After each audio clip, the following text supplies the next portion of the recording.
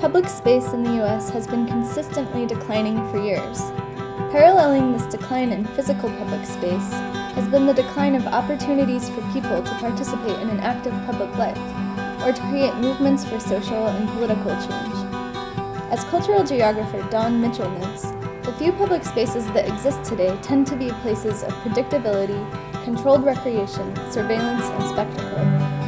True public space should be free and accessible, and encourage unmediated political interaction. Political movements have realized that by claiming space in public, by creating and remaking public spaces, social groups themselves become public. They become visible to the world. Info shops are one attempt to create accessible public spaces that allow people to connect with one another and to build movements for revolutionary social and political change.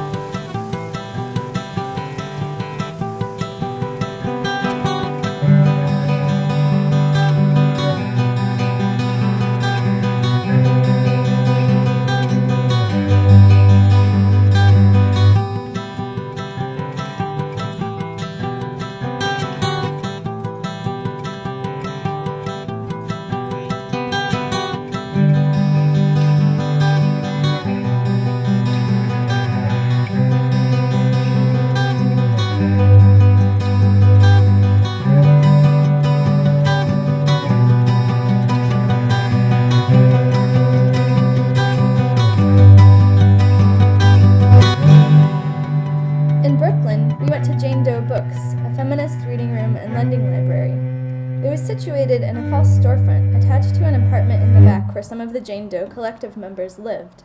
This is where we stayed. It had been open about a year when we visited in July 2004. It started last May. Two of my friends, Grania and Golnar, and I were looking for an apartment.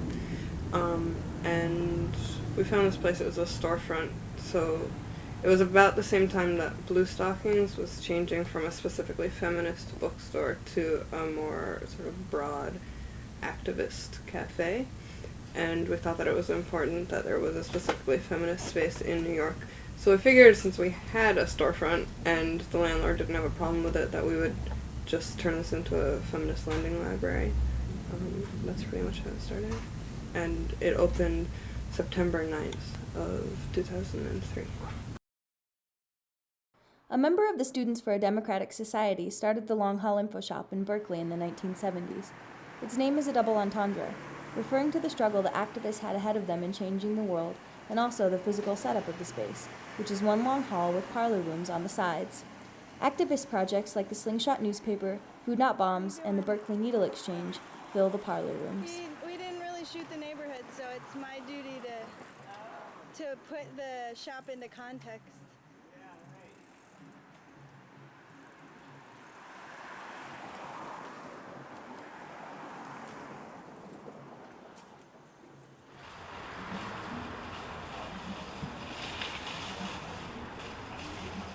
You know, it's like, sometimes I think of it as a possibility, right? That either, like every day there's a possibility here, and either it'll fail to be utilized or it'll actually get seized on and used. So, you know, during the war, for instance, or in the lead up to Seattle, or at other crucial moments, the possibility of having a sort of like a blank slate space where you can have a meeting and organize out of is really, really useful.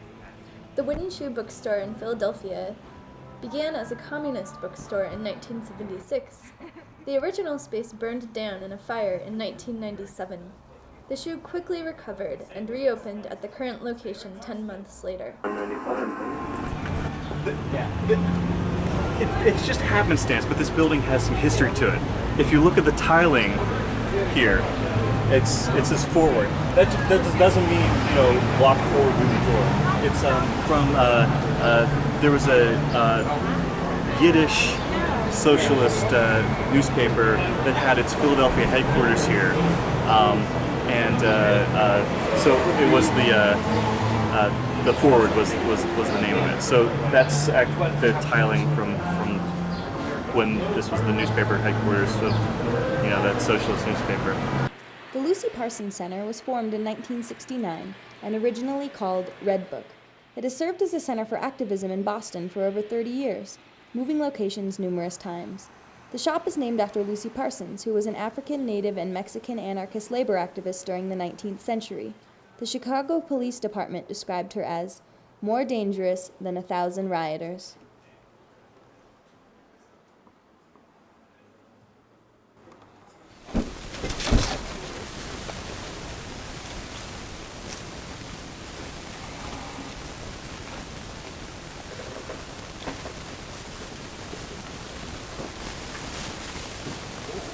Okay, so if you want to start out just by telling us your name and how old you are and where we are. Okay, my name's Jessica.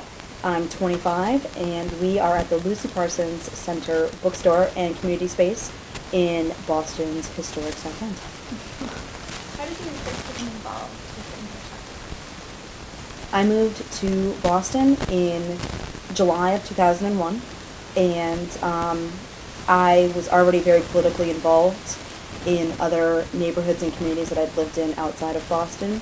So I knew of Lucy Parsons Center, and it was one of my first stops when I moved to town.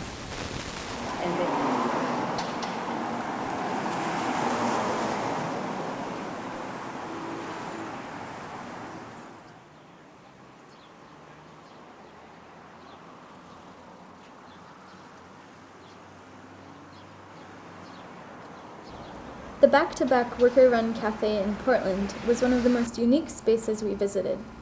It is a cafe that sells affordable food and coffee. Although not self-described as an info shop, we believe it serves the same function of providing a place for people to share ideas and interact in an environment free of coercion and domination.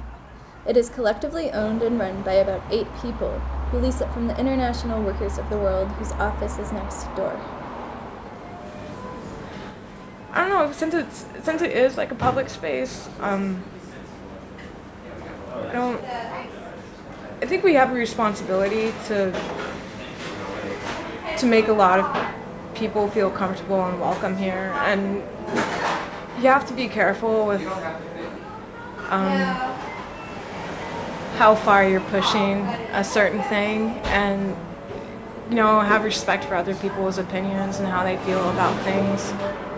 And so in that way, I think we're doing like what we can for right now.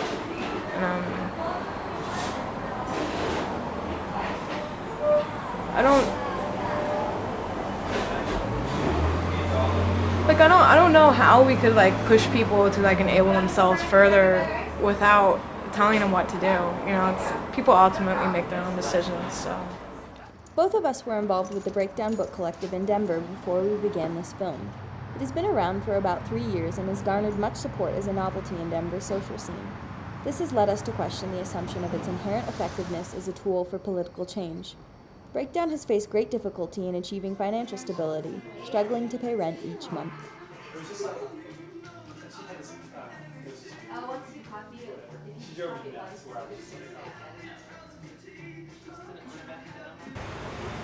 I'm not sure that I don't think inherently there's any difference. I think it's more a matter of sort of how we use the space. I think what's more important are meaningful relationships that people build, and I think that people can build those in a coffee shop or in a, factory floor or in a public park or other places. I think the point of Breakdown should be, and to some extent is, to bring people together so that they can form those meaningful relationships. But if we're not constantly working on that, I don't see any difference.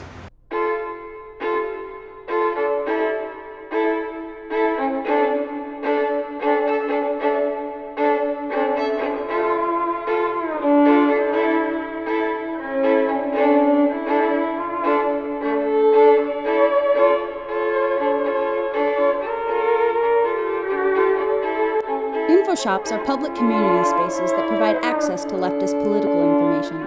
They are run cooperatively by volunteers. Info shops have origins in the U.S. radical leftist reading rooms established before and during World War I. Contemporarily, info shops are influenced by European info shops, specifically those in Germany. In the 1980s, the U.S. had only a few info shops, but in 1991, after the Gulf War, the info shop movement really began to develop. What sort of things happen here? Well, I guess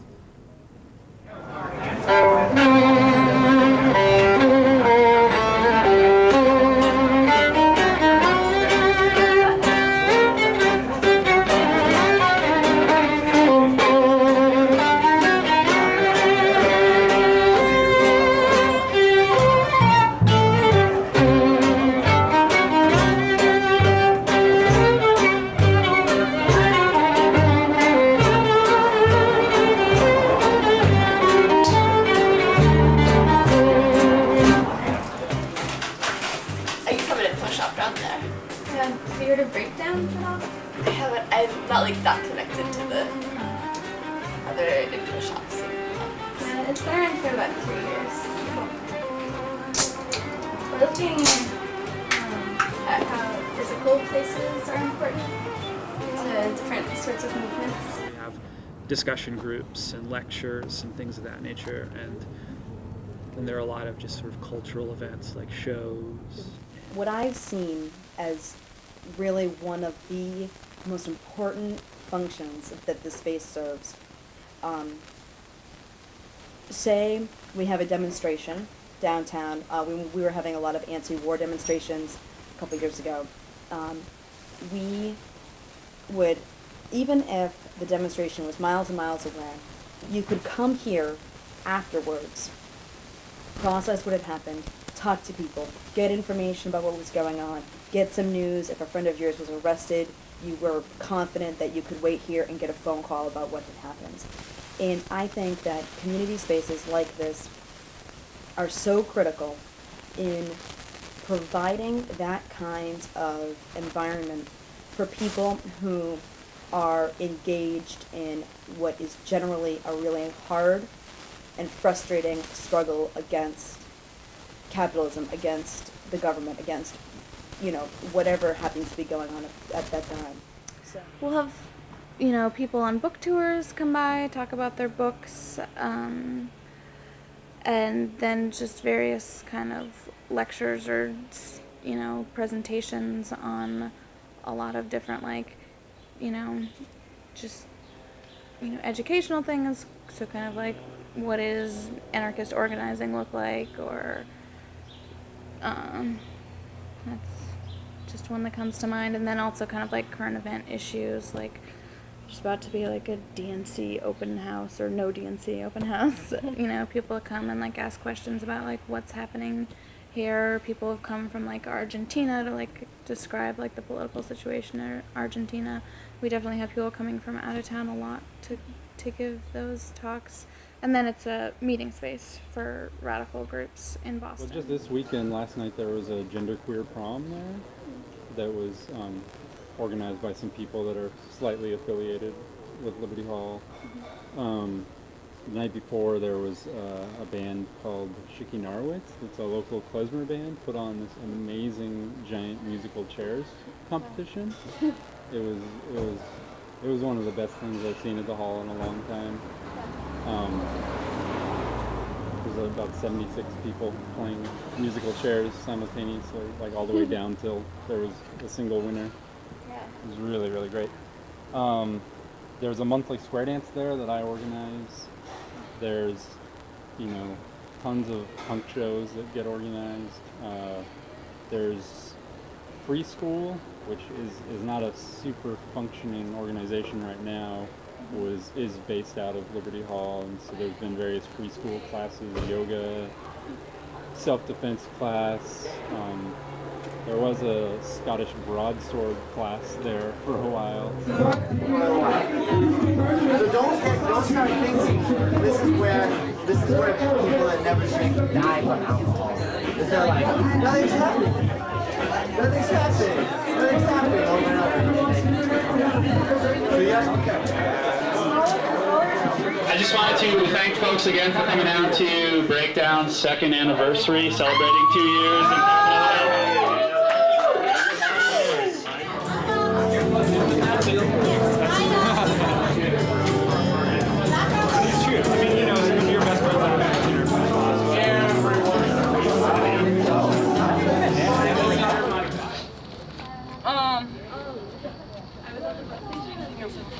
Breakdown saved my life when I moved to Denver, because I moved in just a few blocks away from here, and I didn't know anyone for like the first couple months that I moved here. And then somebody who came into my work told me about an anti-war group that was meeting here, and so I came to it. And so almost everyone that I know now that I'm friends with in Denver and that I've become friends with over the last 2 years. The Simmons West Oakland bus station, Pittsburgh Mainline. Richmond passengers may aboard this train transfer to Wall Street. This is West Oakland Station.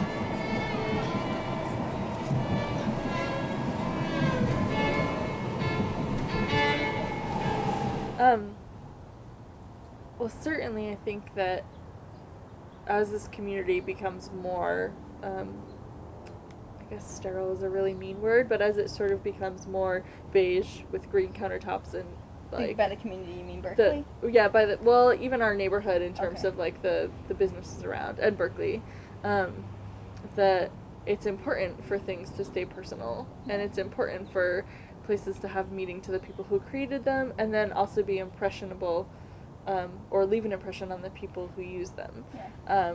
And if we can offer that by being different, I think that's fabulous. And if that turns a couple people off because they don't understand it, then hopefully they'll come back and try it again. But I think we definitely are a place definite in the community, and that's a small reminder that it's possible. And also maybe even an inspiration for other people to maintain that in their own space. So, and I actually don't think we're the only one, because the bar across the street, the Starry Plow, and La Peña, which is the cultural center, are both very much sort of landmark spaces and have history and have art and have community surrounding them. So this little block is definitely not placeless at all. But we're fighting against, larger cultural things.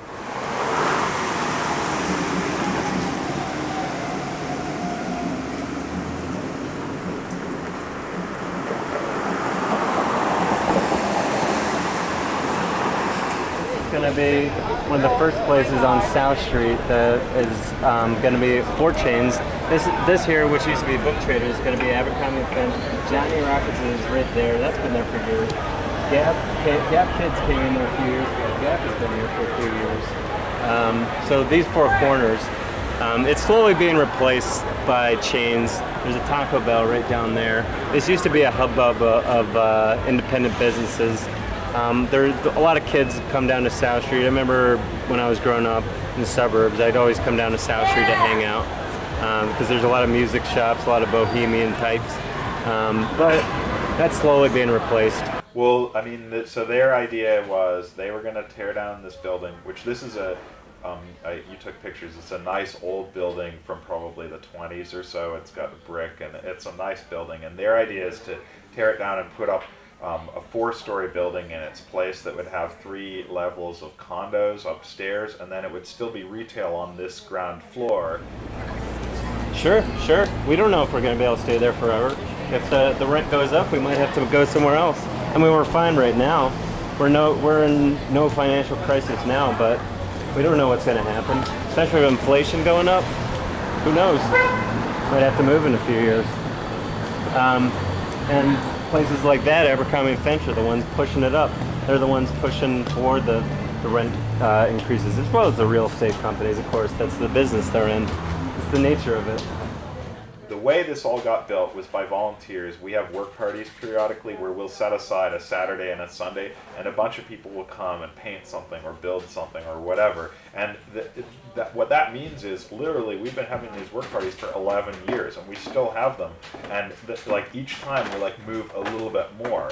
And so when you take a new building, like, you know, basically either they'd just give us an empty space and it would take us another 11 years to build it, or maybe they'd bring in a bunch of, you know, construction workers to do it all, in which case it's going to look a certain way. So I mean, I do think that there's a certain atmosphere that gets lost when you go from an old building that got worked on by volunteers over a long time and replace it, you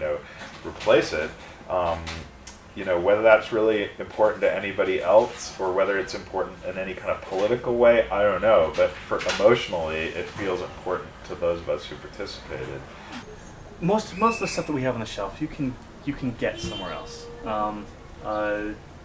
There are other spaces. I mean, we're lucky in Philadelphia. There are other spaces that people can get together for meetings, can meet up. You know, West Philadelphia is a neighborhood with, you know, a large concentration of activists and anarchists. So, I mean, during the summer, it's hard to even walk down the street without running into someone that you know that's involved in something. So, to me, it's what's important about the shoe is that it's this experiment in how we're organized and the lessons that we're learning from that. Because I mean, how many businesses are there out there that actually operate? I mean, there's maybe 50, 60 people that are in the collective, and everything's not chaos, you know. Like we still stay open, you know, and the shelves are well stocked with books, you know. So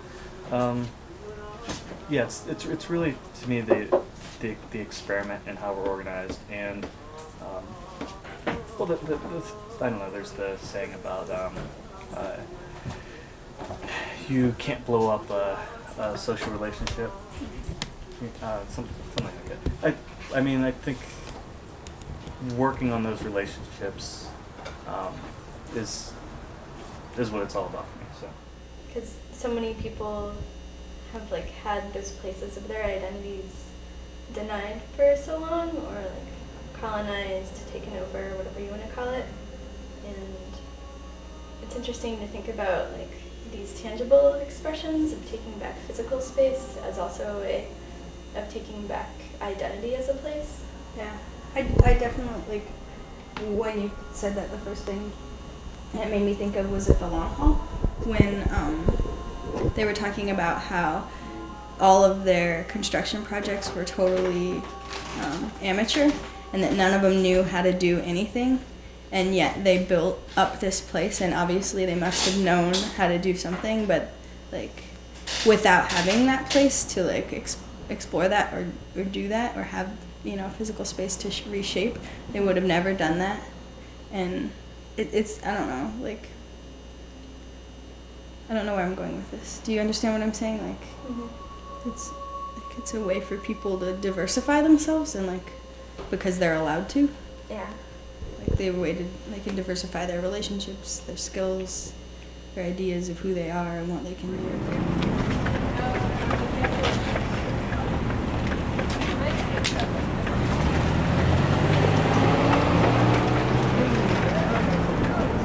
Part of why I wanted to, like, you know, talk to you in any case is because I think it's so important that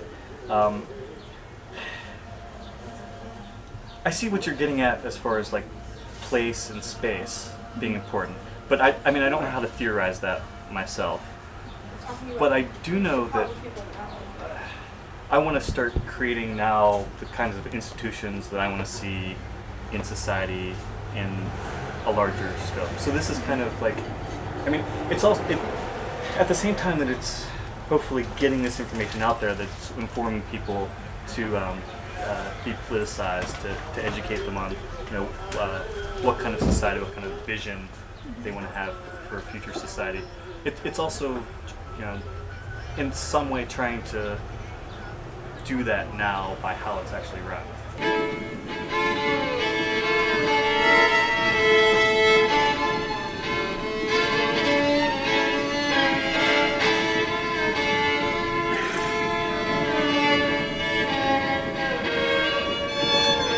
And like all kinds of groups all the time are just desperate for space, sometimes competitive for space. And it's rough in New York, and that's something that's really something to struggle with, is making space more open and accessible for people who are interested in things other than for-profit exchanges. I mean, the activist community is and feminist community is one thing, but like beyond that, just and that's what I heard that I've heard from some older folks, is that New York, there used to be places where people could hang out and where people socialized and made connections with each other, and that increasingly, consumer capitalism has been claiming ground in an increasingly totalitarian way, and you can see that playing out very obviously in New York. Do you know what any of those places were that used to exist? Like Times Square back in the day, and it was a lecture by Kazembe Balagoon, and he was talking about sort of queer spaces and riffing off the idea of spaces where people could make connections with people of different genders and sexualities, where all of that wasn't as policed, and that with black folks coming into New York, that there were people just from different areas would have places where they would hang out, and it wasn't, and though there might be stuff bought and sold, that it wasn't all about money. I don't really know. This might be entirely romanticized picture of the old gritty city. I have no idea. I've never seen anything but what's around now. Public space is still extremely male. Like, anything that a woman can do in public in New York is something that is necessarily supposed to be a judgment on her, and it's like, if you want to do anything in public, you have to assume that your gender is going to matter and that somebody is assessing you and judging you based on that. So, I mean, that's anywhere, but in New York, it's like everything is performative to this high degree, because everything is also so culturally competitive. Every single thing, especially about the city, is about demarking what's yours and what's not, and none of New York will ever be yours. That is the message that New York sends to people, because New York is not a place that you can own in any way. Any apartment you live in, any block that you walk down, any park that you sit in, 1 million people have sat there, lived there, pissed there before you, and you're going to be there for this certain allotted amount of time, which you can purchase or like fight off, and then it's gone and it's not yours anymore. Everything is so transitory here that like any issue of space is just allotted to like what you can fight for, because like you're just participating in New York. New York isn't going to be changed by you.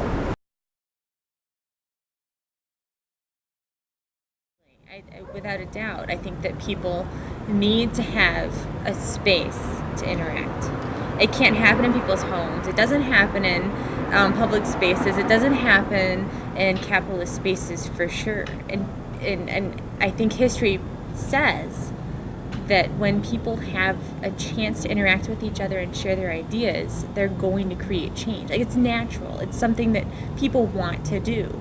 And it gives you hope, about the whole human race, because it seems like there's like lots of disappearing public space, and like where there's no longer like any free space like that you can just chill or relax. Every space is like has a designated purpose, and like everything is just like, this is where you lounge, this is where you eat, this is where you social. Like, it's just, there's no just free space that's like autonomous, that's not claimed for any specific purpose. I was just thinking, you said that there's like a city-sanctioned community garden, and then there's the one that you guys did. Uh-huh. Do you think there's a difference in the way that, just the way things feel maybe, between a space that is city-sanctioned like that, but still a community space, versus Yeah, I one mean, that isn't? the city sanctioned one has a gate around it and a padlock on the gate, and even within that city community garden, it's run by the Portland Parks and Recreation, and everybody has their plot, and you pay like $50 a month for your, like, I don't even know how big the plots are, 4x8 or something, you know. So even within that, there's just, within this garden is like, okay, this is your space, this is my space, this is somebody else's space. It's all like sectioned off and appropriated. But our garden is just a big garden, you know, and nobody, it's just a community garden. Like anyone, there is like fences on some sides of it, but there's openings to it, and anyone can go in there and like pick lettuce or pick tomatoes, or, you know, it's not anybody's garden. It's just for whoever wants to use it, put time into it. Jane Doe opened up its doors like by establishing an info shop on the street with, I mean, our apartment is also a lending library that, I mean, when we have Jane Doe open, there's a very like thin line between our living space and the neighborhood. And I feel like giving away your space like that and like deprivatizing has a lot to do with being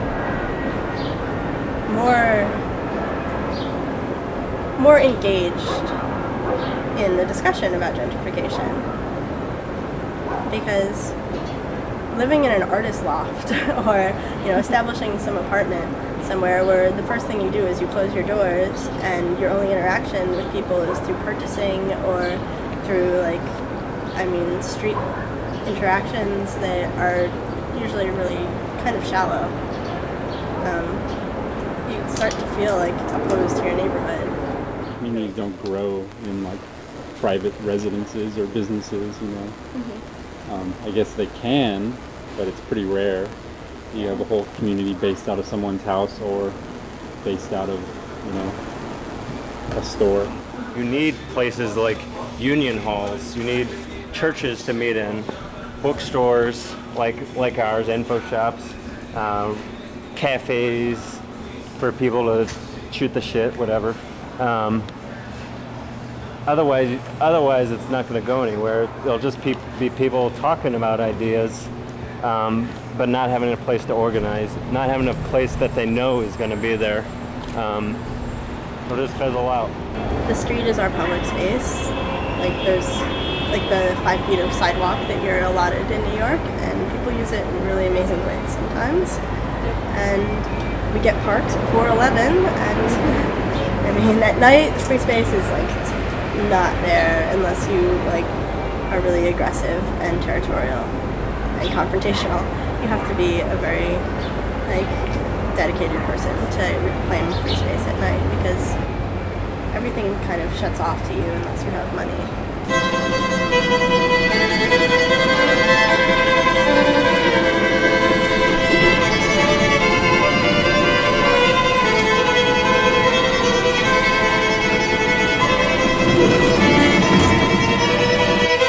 Well, obviously, you know, the farther you go up on the class ladder, the more access to various kinds of spaces you have. You know, by that same token, you know, males, white people, non-trans people, able-bodied people have more access to space, feel more comfortable in a lot of spaces. In terms of these, a lot of info shops and radical spaces in New York, not with all of them at all, but with a lot of them, while a lot of the people working there, you know, are very poor and not everybody's straight or white or non-trans or any of that at all, but there are a lot of teens and 20-somethings. There's a subclass of urban settlers who often have some connection to white privilege or to middle-class privilege. And these people, though very often poor and very often radical, are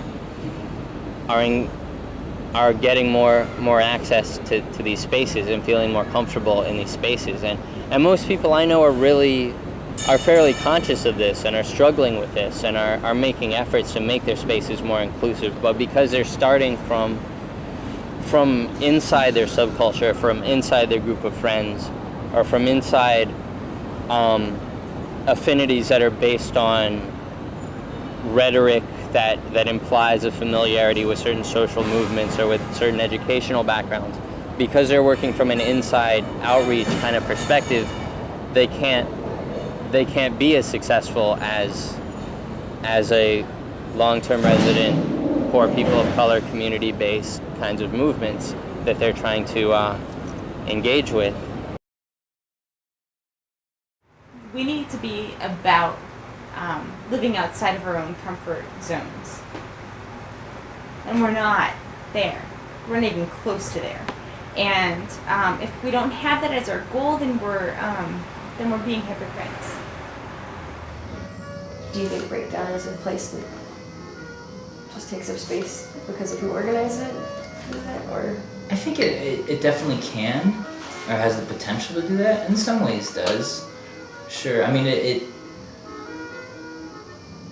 and a lot of people that take advantage of it being like an open public space that it's cool for are a bunch of like young, white, 20-something-ish folks, like me. And it's cool as hell for those people, and for us, like, it's great, and I feel comfortable going in there and feel fine, but it doesn't really go beyond that, I think, a lot of times. And in some respects it does, but a lot of times it doesn't.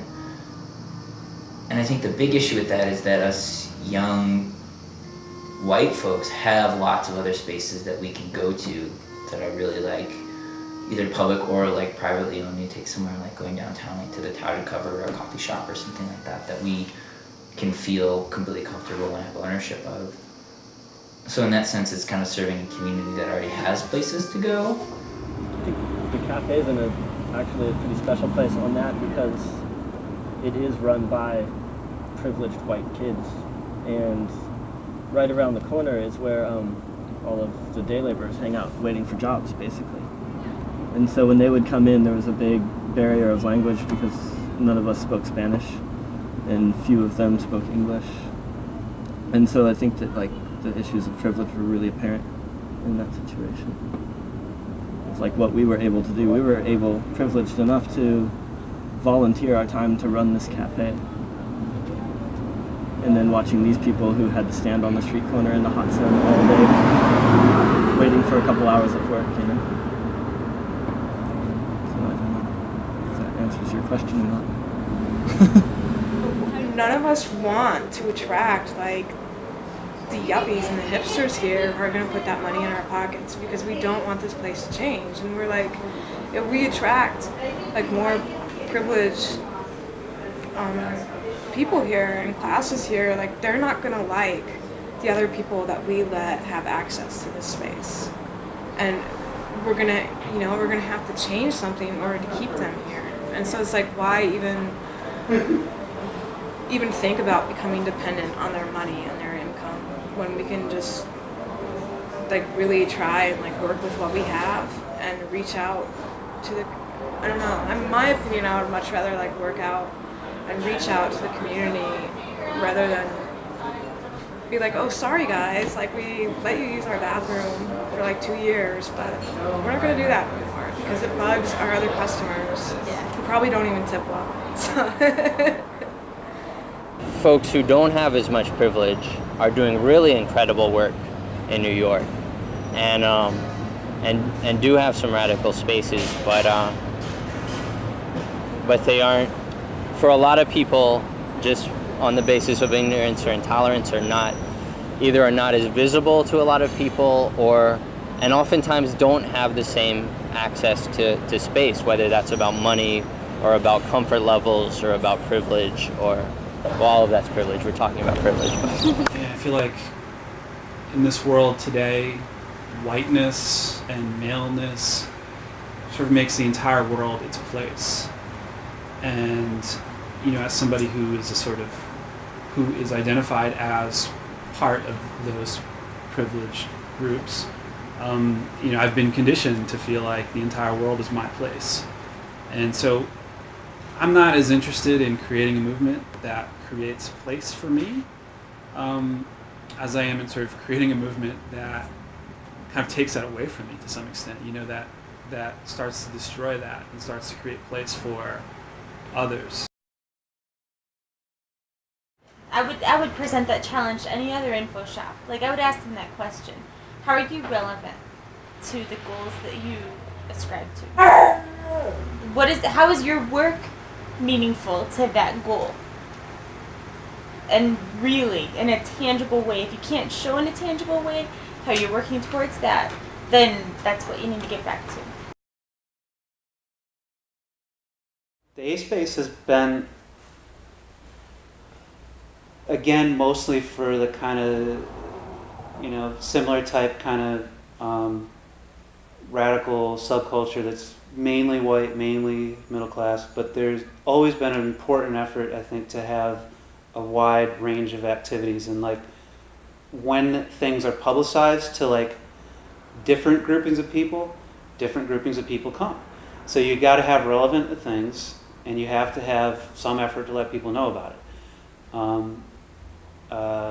I can give you some examples if you want.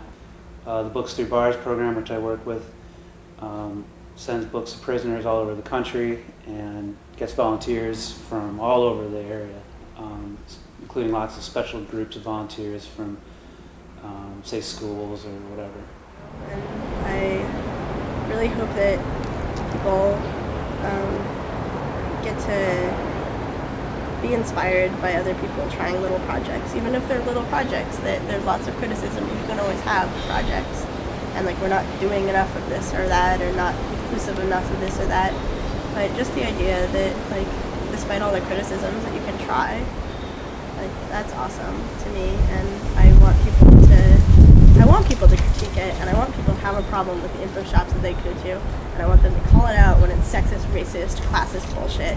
That's like a bunch of punk rock dudes like telling you how to live your life and telling you how anarchy is, and like, be like, you know, that fucking sucks, like, that's that public space. But it's awesome that, like, now I know there's that public space, and I can create my own space, and I can just keep working on it. And like, I want a trans space. I want a amazing, all-inclusive community space that isn't based around 20-year-old white kids. I want lots of things, and like, learning how to work in info shops like Jane Doe is teaching me all the things that I need to know how to run a space, and how other people are just like, well, you know, I have this one thing that I want to do, and like, maybe like this idea helps me in some way.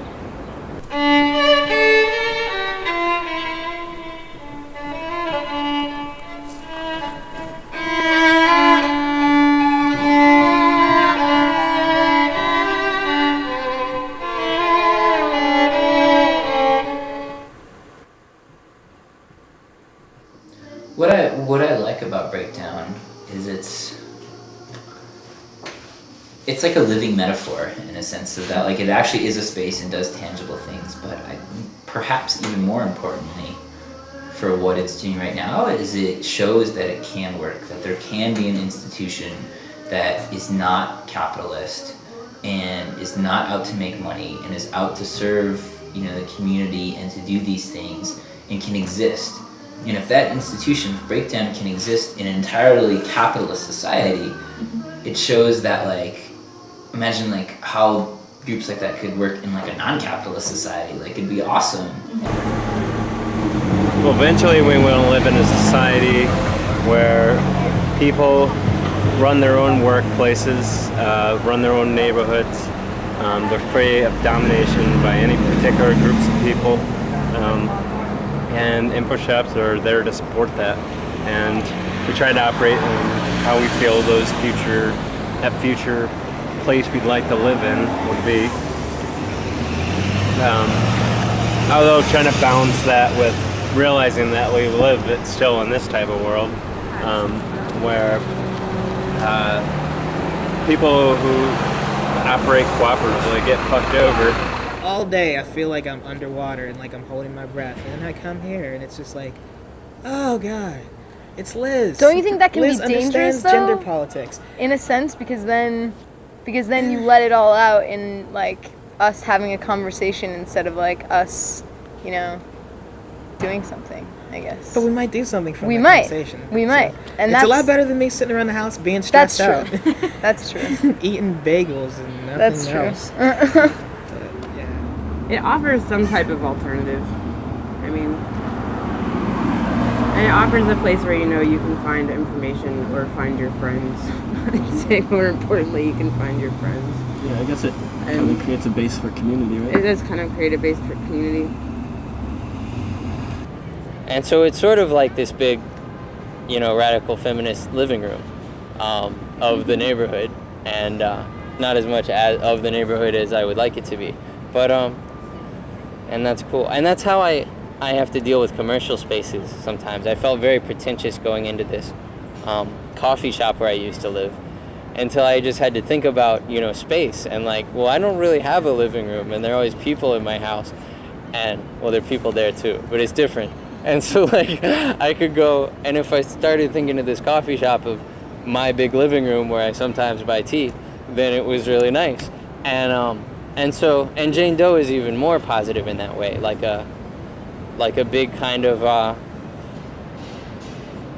radical, gender inclusive, feminist friendly living room for me, and I like that. That's another thing about the space, is that we,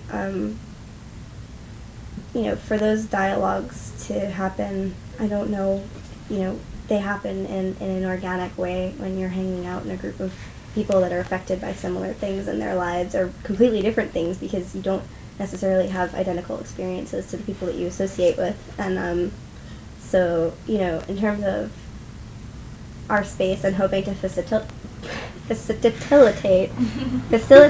those kinds of interactions, that's what we hope for, but we're not going to be, we're not going to assume that they wouldn't exist outside of our walls, and they do. And that's the really encouraging thing, is that, while I'm not going to downplay what we're trying to accomplish and what we're trying to provide, I think that's really important. Obviously, we're all working at it, but those things exist outside of us, and it's a sort of reassuring to see that it's happening, and that you don't, that these spaces provide an option to sit, to have those conversations where you can feel comfortable having them, but by all means, your living room is comfortable, and getting dinner is comfortable, and drinking coffee is comfortable.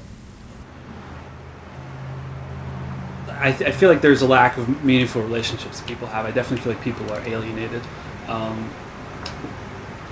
and maybe place is sort of a way to remedy that. But I mean, I feel like meaningful relationships can be formed in a number of places. I mean, I feel like I've had meaningful discussions and encounters with people in like a jail cell, you know what I mean? And that's certainly not public space. I have a personal commitment to all the people that I do this stuff with, so it's not just an abstract I'm doing this stuff. It's like I love the people that I'm doing it with, and we have a community here, and I mean, I feel like pretty lucky. Like, most people live in this society and are so lonely and isolated, and I think people who are involved in info shop projects or other radical projects in general are the least isolated and lonely people in the world. However, it's also possible to be like lonely within our scenes, and that's what we have to like work on, is to realize it's not a waste of time to work on the social aspect, like, have food at the meetings, have a lot of parties, And then there's enough new people now, so that when I go in, I'm like actually kind of happy and reminiscent, and I'm like, oh, this place was really great. I used to spend so much time here, and I like it. But it definitely wasn't like that for a little while. After the post burnout, I was not pleased, but it's great. I like it. Cheap coffee. Good coffee. Good people. It is good coffee. Alex does a good job. But yeah, it's good. It's homey. It is kind of homey. I can't think of what home, you know, in the sense that like I don't know. I mean, it's as I've become less involved over the past year. Yeah. It's definitely changed. Not to say for the worst at all, but I just don't spend as much time there. But I mean, when we first opened it, it was the sweetest fucking thing because we had like this space that was ours that wasn't our homes, you know, and we knew that we could go there and like hang out and read and talk politics or not talk politics and do whatever there, and just to have like this own space that we like had ownership of. I like to look at it as a place where people can just like sit and chill. I really don't know any other place in Portland or anywhere else that I've been for that matter where you can hear everyone's conversation in here. And there's been so many times where I've been behind the counter and I'll get in like really awesome political conversation with someone that I really didn't expect for it to happen, and then another customer will jump in, and pretty soon like everyone who's in here, I mean this place is never packed, but you know, all 5 or 6 people who are in here will just be actively communicating with one another and just like sharing ideas, and that's the way I look at this space. We definitely try and go out of our way to include everybody. And in the past years, like the Wooden Shoe used to have this thing, which I think is a problem at info shops, is if you didn't look the part, people wouldn't be nice to you. We've actually made an effort to say, no, that's not how we're going to do it. We're going to be nice to everybody. We're going to, no matter what they look like, they can wear a suit and tie, whatever. We're still going to be nice to them. We're going to welcome them into our space. It doesn't matter who you are, what you are. You know, you can be a gruff-looking, biker-looking dude coming in there, and we're still going to be nice to you. It doesn't matter. Well, okay, just to go back to your question before about privilege and the way privilege uses the space. There's, the idea of the space that's a community space that anyone can be free to use, but at the same time, if it's you have ownership of it, you also need to take responsibility for it. And I got so frustrated at certain periods in Breakdown because so many people would use the space, and that was great, but they wouldn't fulfill the responsibility end of it. People would make coffee and leave their dirty mugs and leave the coffee maker a mess, and eat food and leave crap laying around and just like really abuse the space. And I don't know if that's because I think a lot of it has to do with privilege. For some reason, even though this society seems sort of pretty unforgiving, it also, I think, allows people to not be accountable to one another.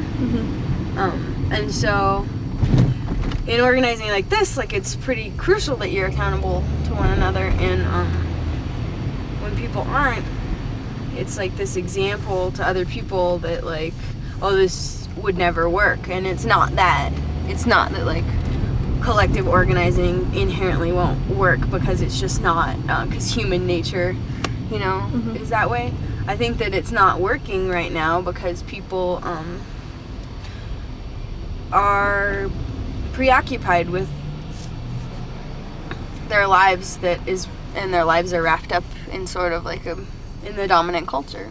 Spaces like this are important, or anybody or groups that are starting up, or people who are, putting out.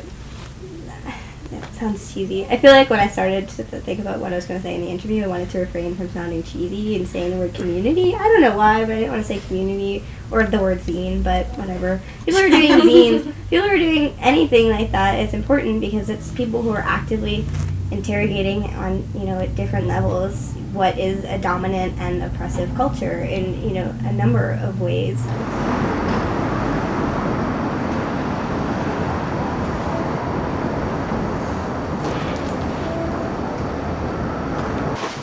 That's why, I don't know, cities are really interesting too, because I don't know, I think people can develop an attachment to cities, to certain parts of cities, and people use space in really amazing ways in cities. Like they take spots that they're not supposed to and they make them theirs, or they find, they find all kinds of ways to make space their own place.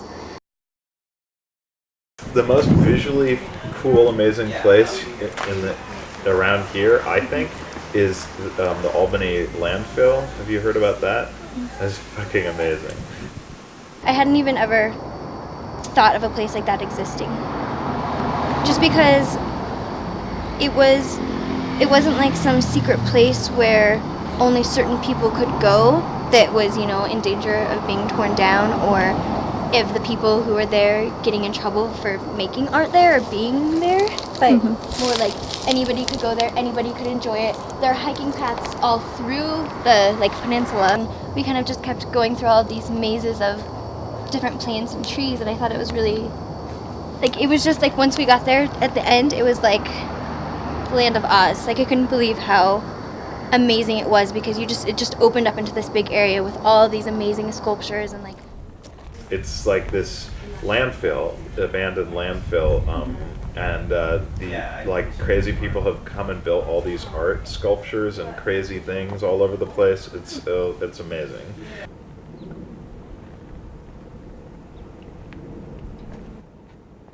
just the idea that these people had made the space their own, but people could still go there and be alone and appreciate the space without even interacting with the people who operate or make the space, I think is a really interesting concept.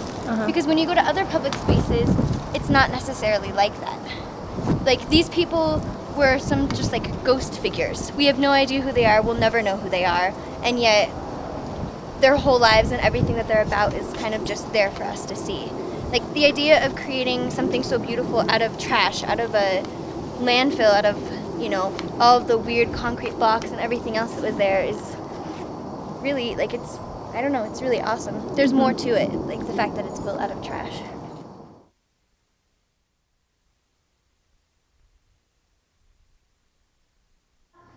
Traditional, public space, or I don't even know what you call it. It's not there for you to add to. Public parks, you don't really add to them. You get in trouble if you add to them. It's illegal. City sidewalks, if you try and put up any art, you get in trouble. It's illegal. You go to jail. You get fined. You get ticketed. And I think that it's really important to be able to see a public space where you can add to it and you can't get in trouble. And I think that that's what's so amazing about the landfill. It's a publicly sanctioned wildlife refuge or something like that. But nobody cares that there are these people that are putting up all this amazing stuff everywhere. So it's kind of you can leave a piece of yourself behind, you can really make an impact on it.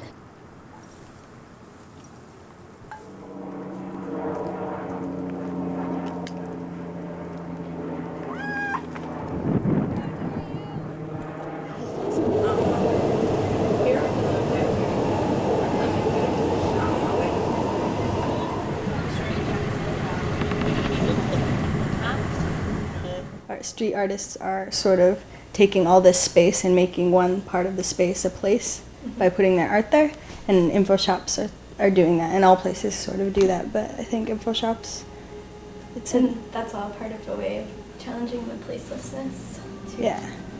Street art is really important in challenging that placelessness, I think. Yeah, I definitely think so too. There's definitely a connection, and I think that the movements are connected. The space is sort of like a representative of an actual community, and I think that it doesn't always work, but it works for some people. It doesn't work for all people. There's a lot of communal houses around here that provide that kind of community too. I think Jane Doe is just an experiment that it's trying to see what kind of space it can carve out. I don't think it's a lasting experience that, we're not going to be here forever.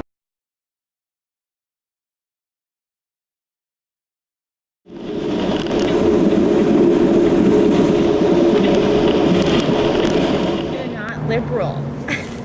Or I'm not liberal. And I don't even know if I'm lefty. I'm an anarchist, or I don't believe in and the structures that exist right now and dominate our political belief system or our cultural belief system.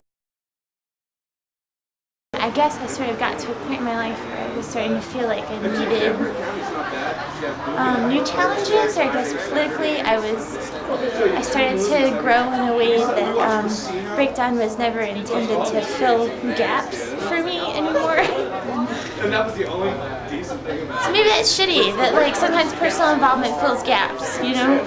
Yeah. But I think it has to, in order for it to be important, or in order for you to be passionate about it, like it has to fill some gap in what you have to be doing. So I'm still looking for that. Well, just going back to saying how I think a lot of people have accidentally found this place, but it's when they come in here and they're like, wow, this place is wonderful, and they get information fed to them. Like, even if they're just sitting here and they're just listening to someone else's conversation, like they're learning something, and it's not being thrown in your face. It's not a part of mass culture. Like, you're not seen on a billboard or a commercial or in some kind of advertisement. It's just there, and I think people realize they have a choice, you know, whether or not they can do something. And I think places like this enable that a lot more.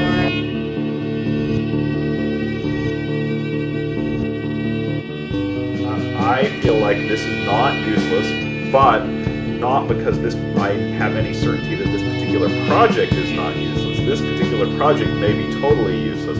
However, the process of lots of people essentially feeling their way in the dark to try to see another world, that is not a useless process.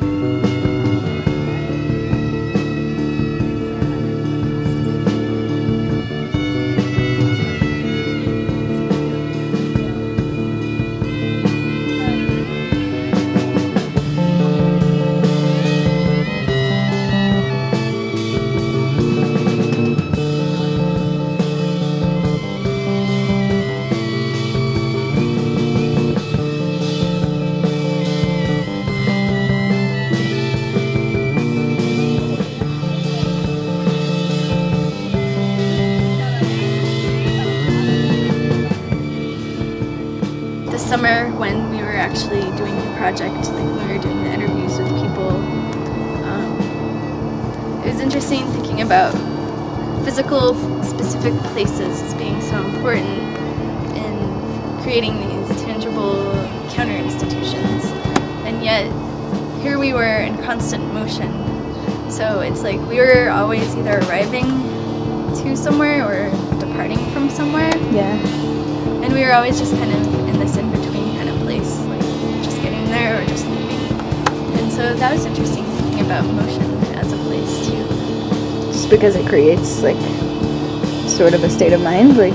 Yeah, like thinking of that as a place. And then I was thinking about how so many people involved with English shops like to be mobile, like travel all the time. And maybe one reason people do that is to get back a sense